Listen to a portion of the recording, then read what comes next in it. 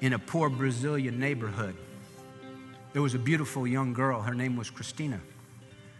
She lived in a poor section of the poor neighborhood. Her family didn't have much at all. She slept on a pallet on the floor. They had a wash basin and a wood-burning stove, and that was it. And Christina would long for a better life. She dreamed of a better life. She dreamed of going to Rio de Janeiro, where she could find fame and fortune. And so one morning early, before her mother, Maria, had awakened, Christina slipped out. And she made her way to the bus station, and she got on a bus to Rio to find fame and fortune and pleasure. Well, when her mother, Maria, figured out what had happened, that Christina had left, Maria's heart broke. Because she thought to herself, well, what is my daughter going to do? What is going to happen to her? She is not going to be able to make a living there. It is a rough place in Rio de Janeiro. And her mind just began to race with all the things that would happen to her beautiful teenage daughter. Well, after some time passed and Christina didn't come home, Maria gathered up the money that she could, and she went to the bus station to drive to get to Rio to try and find her daughter. But before she got on the bus, she went into a drugstore, and she went into the little photo booth, and she took as much money as she could afford, and she purchased all these pictures of herself. And she filled all those pictures, those small little photographs, she put them in her purse. And she got on the bus, and she went to Rio. And she thought, where would my daughter be? What's going to happen to her? And her mind just began to think, prostitution. That's what's going to happen to her. So she went to all the bars, and she went to all the nightclubs, and she went to all the seedy hotels.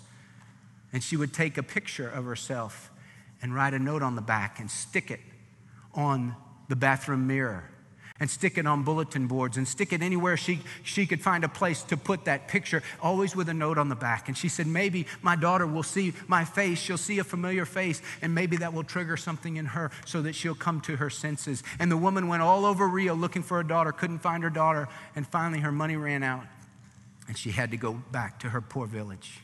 And she went back brokenhearted. Several weeks later, Christina descended the stairs from a seedy motel after a night of sin. Gone was the joy in her face, the sparkle in her eyes. She caught a glimpse of herself in the mirror and couldn't believe what she had become. And as she walked down the steps in that hotel, she saw on the bulletin board a black and white photo of her mom.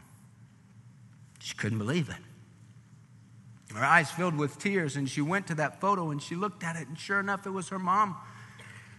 And she pulled off that photo and she looked at it, and then she turned over to the back.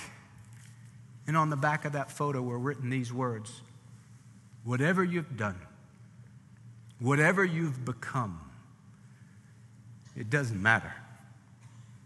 Please come home.